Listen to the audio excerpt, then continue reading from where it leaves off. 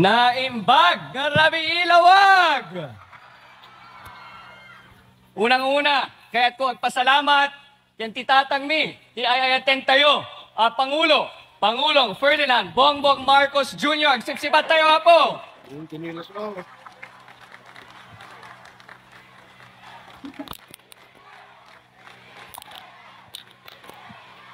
Amoyo po, adatoyak, hanmet laeng para kanyak, kundi iti entero nga team Marcos Slate, hanmet laeng para tilawag, kundi para ti buong Ilocos Norte. Nung nakaraang panahon na nakaharap ako sa inyo rito, nung 2022, ako po ay isang newcomer at nagpapakilala lamang sa inyo bilang kandidato para diputado ti Primero Distrito. At itong 3 taon po na ay attend kayo po. I love you. Ngayon po, ngayong 3 taon na lumipas na nakadado ti aramiden ko ito'y Primero Distrito, pero nakadadupay ti kayat ko ti aramiden ito'y nakadadupay ti kayat ko aduras ito'y a probinsya ti Ilocos Norte po. At amoyo po, nung tayo po ay nagsimula, marami pong programa na sinabi namin na ilalatag namin dito sa Primero Distrito. At nais ko po ibalita sa inyo, ang ating bypass road dito sa Lawag, meron ng solar light.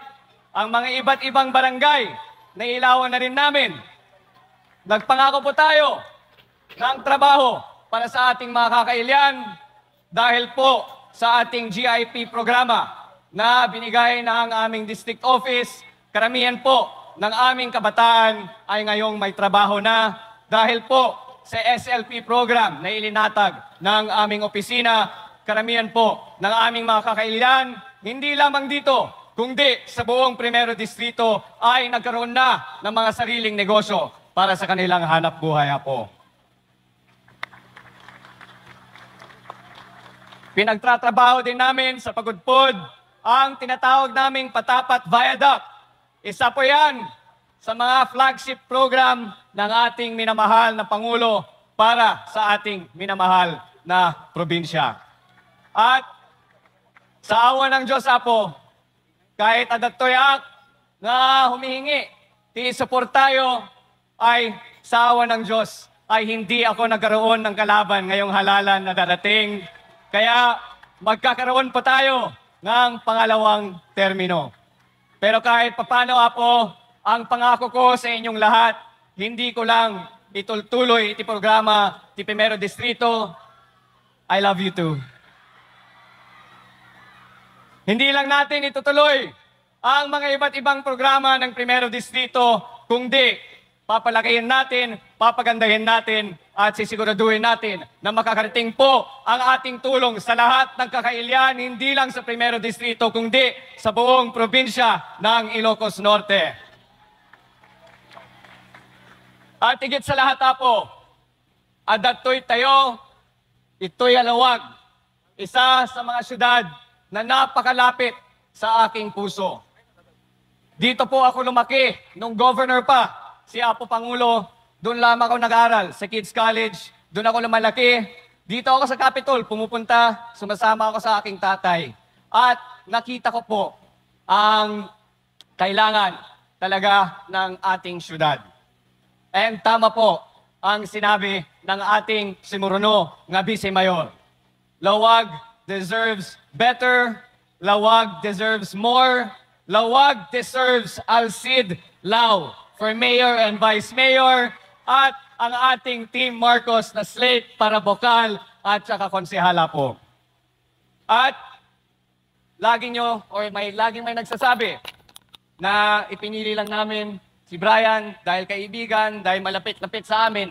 Nakita po nyo sa kanyang speech kung ang ilang plano niya para sa ating minamahal na syudad. Nakita nyo kung anong gusto niyang mangyari para sa kinabukasan ng Lawag, para sa ating mga minamahal na Lawagenyo. At magdadagdag pa ako dyan.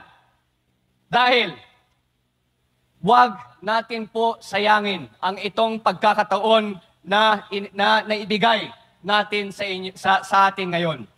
Dahil po, kapag lumipas na ang susunod na halalan, ang ating minamahal na Pangulo, 3 taon lamang ang natitira.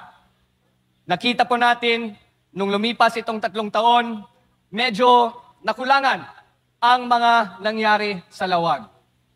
Ang maipapangako ko po sa inyong lahat ay kung mailagay niyo po si Apo Brian at si Apo Handy bilang mayor at vice-mayor, makikita nyo kung gaano kaepektibo ang pagtutulong ng national government dito sa Lawag. Makikita nyo kung gaano kaganda ang mga programa na ilalatag dito para sa mga Lawagenyo.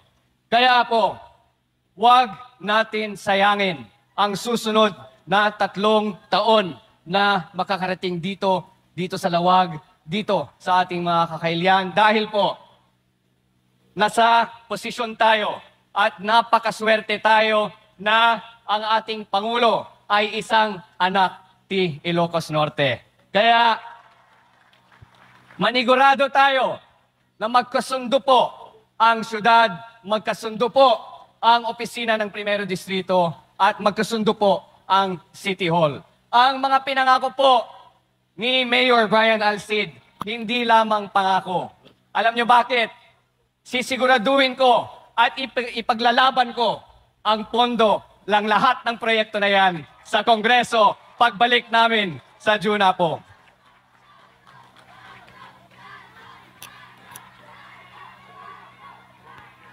Kanina pa kayo dyan eh. Mahal na mahal ko kayo. Maraming salamat. Pero Apo, yan lamang ang hinihingi ko sa inyong lahat dito ngayon. Sapay ko hanmet laing ti support tayo, ken ti Pamilya Marcos, kung di, ti support tayo, ken ti Team Marcos, at saka ni Apo Brian Alcid, ken ni Apo Handy Lawag. Sipsipat tayo, Apo. Ako naman, Apo,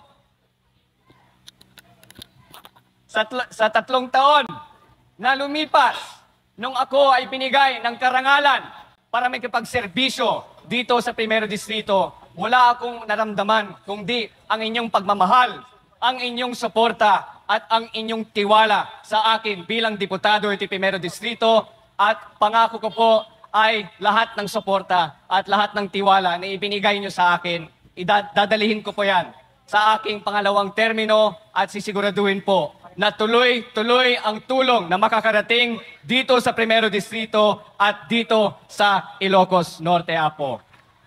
Kaya po, sana kahit walang kalaban, hanyo alipatam, numero 1 sa balota, Congressman Sandro Marcos. Iboto nyo po. Diyos unay, tiagnina, agbiag, ti Ilocos Norte, agbiag, ti Primero Distrito, agbiag, ti syudad di Lawag, Apo. Diyos unay tiyag nina na imbang garabi tayo amin, Apo. Maraming salamat, numero 1 and the only one sa District 1, Congressman Sandro Marcos.